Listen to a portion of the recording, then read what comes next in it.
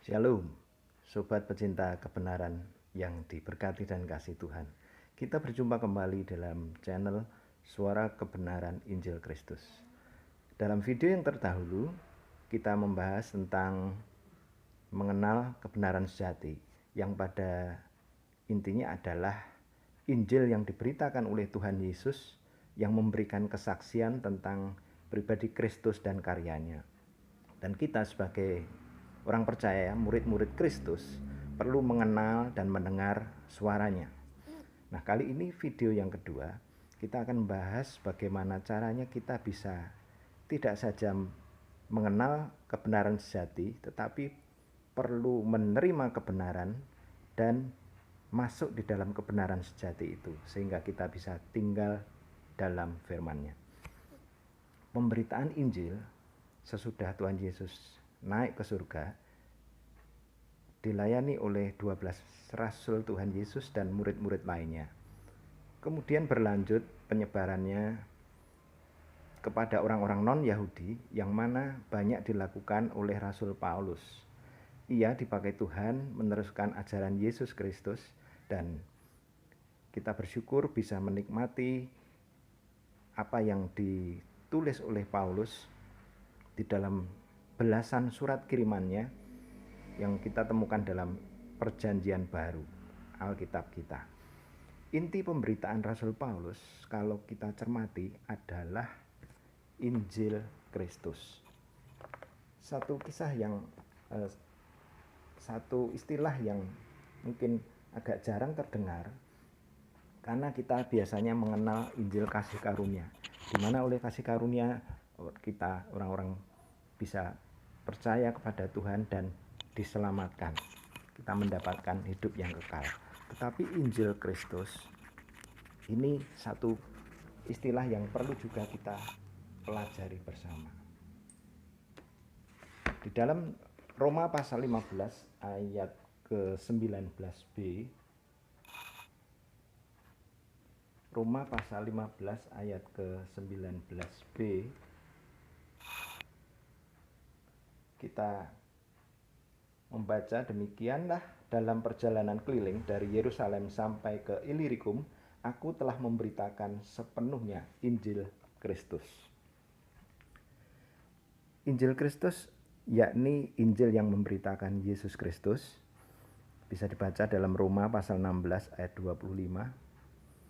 Dan Injil Kristus ini adalah Injil tentang salib Kristus. 1 Korintus pasal 1 ayat ke-17. Surat 1 Korintus pasal pertama ayat ke-17.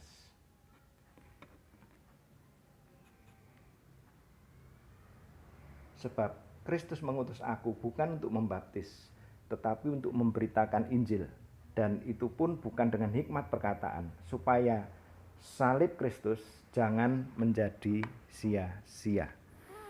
Jadi Injil Kristus adalah Injil tentang salib Kristus. Pemberitaannya yang menjadi fokus adalah salib Kristus.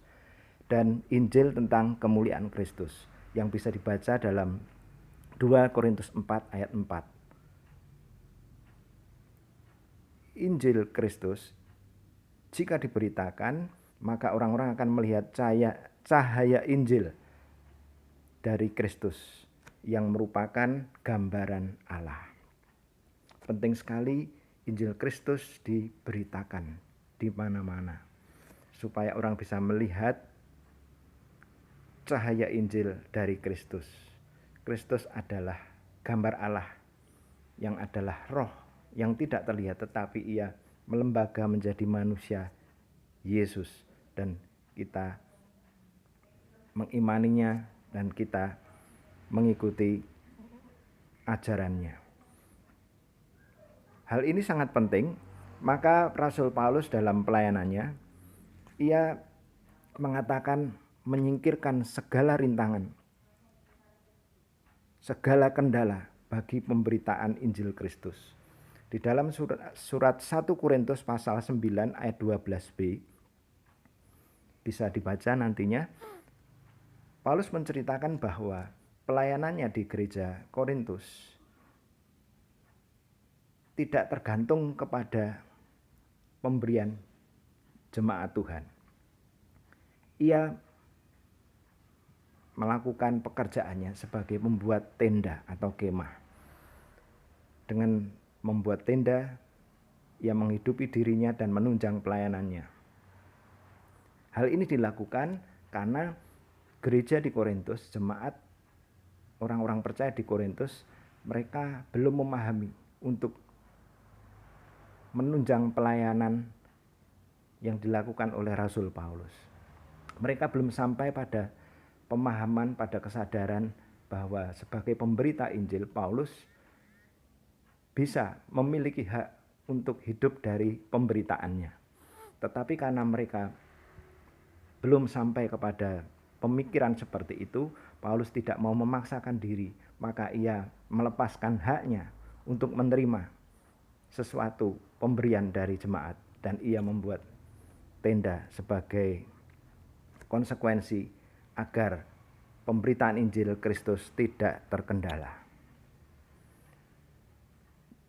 Paulus juga pernah menegur orang-orang Kristen di Galatia.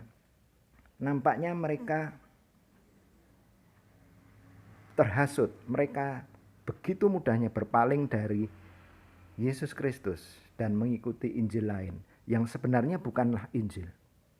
Artinya pemberitaan tentang Injil Kristus ini belum mengakar, belum teguh mereka pegang. Ternyata ada pengajar-pengajar tertentu yang memutarbalikkan Injil Kristus. Galatia pasal 1 ayat 6 dan 7. Memang sudah sejak dahulu ada yang disebut dengan bidat, yaitu kelompok yang mengajarkan ajaran Yesus Kristus tetapi secara menyimpang. Ada bagian-bagian tertentu yang dikurangi dan mereka menambahkan hal-hal yang lain yang bisa juga berasal dari luar ajaran Kristus. Bidat ini tentu berbahaya, tentu perlu kita tangkal, yaitu dengan kita mengajarkan Injil Kristus yang sebenarnya. Supaya orang-orang percaya tidak mudah berpaling dari Yesus Kristus dan diperdaya oleh Injil-Injil lain yang sebenarnya bukan Injil. Ada satu hal yang penting untuk dipahami, gereja abad pertama itu dibangun dan dikokohkan oleh pengajaran para rasul. Mereka yang meneruskan ajaran Tuhan Yesus, pengajaran para rasul ini dilakukan secara intensif. Sebagai gambarannya kita tahu dalam pelayanannya Tuhan Yesus di muka bumi, ia mengajarkan lebih panjang durasinya. Bahkan murid-murid Tuhan Yesus itu mendapatkan pelajaran full day sifatnya. Nah, tentu hal ini yang sudah mulai hilang fenomena ini. Karena saat ini orang-orang sudah tidak bisa membedakan lagi antara pengajaran dan khotbah. Khotbah yang disampaikan oleh para pembicara yang terkenal biasanya dikemas dalam bentuk yang menarik, dalam format yang menarik, secara populer disampaikan, biasanya berisi kesaksian pribadi, berkat materi yang mereka terima, motivasi-motivasi kehidupan, dan sebagainya. Pengajarannya justru malah singkat. Nah, fenomena ini juga mulai berkembang kepada durasi jam ibadah yang semakin singkat. Sebelum saat pandemi COVID maksud saya, itu sudah terjadi kecenderungan bahwa jam ibadah gereja-gereja tertentu sudah dipangkas. 2-3 lagu pujian, kemudian mereka mendengarkan khotbah, ada pengumuman, kolekte, selesai dan pulang. Nah, tentu hal ini akan membuat penyampaian Injil Kristus ini semakin terpinggirkan. Bagaimana mungkin seseorang yang hanya 1 kali ibadah dalam 1 minggu tanpa ada jam-jam khusus, mereka akan sulit menjadi murid-murid Kristus yang tangguh. Ada fenomena lain, yaitu bagaimana Bible study sudah mulai jarang ditemukan di gereja-gereja. Nah, ini yang tentu akan menjadi keprihatinan kita. Kemudian tentang Injil Kristus yang intinya adalah salib Kristus. Kita tahu bahwa hal pengajaran tentang salib Kristus pun juga sesuatu yang langka dikumandangkan dari mimbar gereja. Biasanya hanya pada saat Paskah. Kemudian salib yang ada biasanya ditempel di depan gedung gereja. Ada juga di dalam ruang ibadah salib yang besar. Tetapi tentu yang lebih penting adalah pemberitaan tentang salib Kristus itu sendiri. Untuk itu, sobat semuanya, kita perlu kembali kepada apa yang seharusnya kita terima dari Tuhan Yesus. Nah, saya mau mengajak kita dalam pembacaan 1 Korintus pasal 2 ayat 1 sampai 16. 1 Korintus pasal 2 ayat 1 sampai ke 16. Ini merupakan penjabaran Injil Kristus yang dinyatakan oleh Roh Kudus dan diterima oleh Paulus dengan hikmat yang benar. Karena ayatnya begitu panjang, saya akan ringkas saja. Dari ayat yang pertama, Paulus menyampaikan kesaksian Allah di dalam Kristus kepada jemaat Korintus bukan dengan kata-kata yang indah, bukan dengan perkataan kalimat yang menawan, atau dengan hikmat manusia, hikmat dunia. Paulus sebenarnya tentu kita tahu adalah seorang pelajar. Ia murid Gamaliel, guru besar Gamaliel. Kalau zaman sekarang, Gamaliel ini merupakan seorang profesor demikian. Nah, Paulus sebenarnya mengerti persis karakteristik dari jemaat Korintus yang notabene adalah orang-orang kaya, orang-orang terpelajar, orang-orang yang religius. Sebagai gambaran, latar belakangnya, kota Korintus adalah kota dagang, di mana juga merupakan kota pelabuhan, pusat budaya, banyak orang berpendidikan di sana. Nah, Paulus seyogyanya dia bisa menyesuaikan diri. Jika ia ingin menyenangkan hati jemaat di Korintus, tentu ia akan menyusun kata-kata yang indah, tetapi tidak demikian yang dilakukan oleh Paulus. Karena bagi Paulus bahwa hikmat berdasarkan keyakinan akan kekuatan Roh Kudus, inilah yang menjadi warna dari pengajarannya. Bukan kata-kata hikmat yang meyakinkan, yang berusaha meyakinkan manusia dengan pengetahuannya.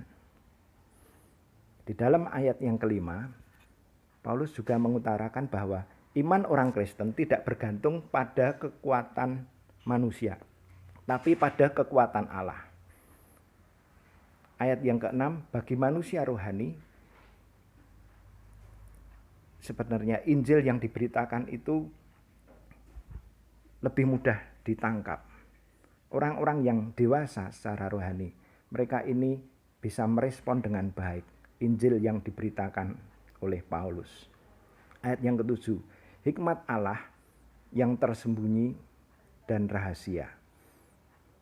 Ini tentu perlu kita pahami bahwa mengapa banyak orang yang tidak bisa serta-merta percaya dan menerima Injil itu. Karena Injil Kristus merupakan hikmat Allah yang tersembunyi dan rahasia. Dan ayat ke-10 menyatakan bahwa hal itu dinyatakan kepada kita oleh Roh. Kita perlu bersyukur untuk hal itu. Hikmat Allah yang terselubung rahasia itu merupakan harta karun rohani yang dinyatakan kepada kita oleh Roh.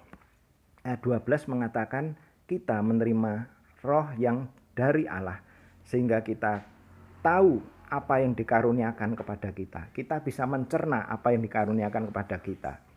Dan ayat yang ke-14 Hikmat Allah itu hanya dapat dinilai secara rohani, hanya dapat dipahami secara rohani. Yang menjadi kesimpulan adalah bahwa kita perlu bersyukur menerima kebenaran sejati. Bahkan kita mengenal dan masuk di dalam kebenaran sejati itu. Terus berpegang teguh pada kebenaran sejati yang adalah merupakan Injil Kristus.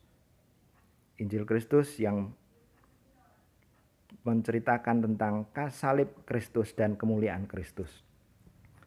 Kita perlu berdoa agar Tuhan membangkitkan pemberita-pemberita Injil yang terus dengan gigih, dengan memberitakan dengan berani, dengan hikmat yang benar, dan memiliki hati untuk menyingkirkan segala rintangan yang dapat menghalangi pemberitaan Injil itu sendiri. Kiranya Tuhan memberkati dan kita bisa berlanjut kepada tayangan video-video yang berikut. Saya berdoa supaya semua sobat bisa diberkati oleh Tuhan melalui tayangan ini dan menjadi berkat juga bagi yang lain dengan share video ini. Doakan terus channel ini agar memuliakan Tuhan.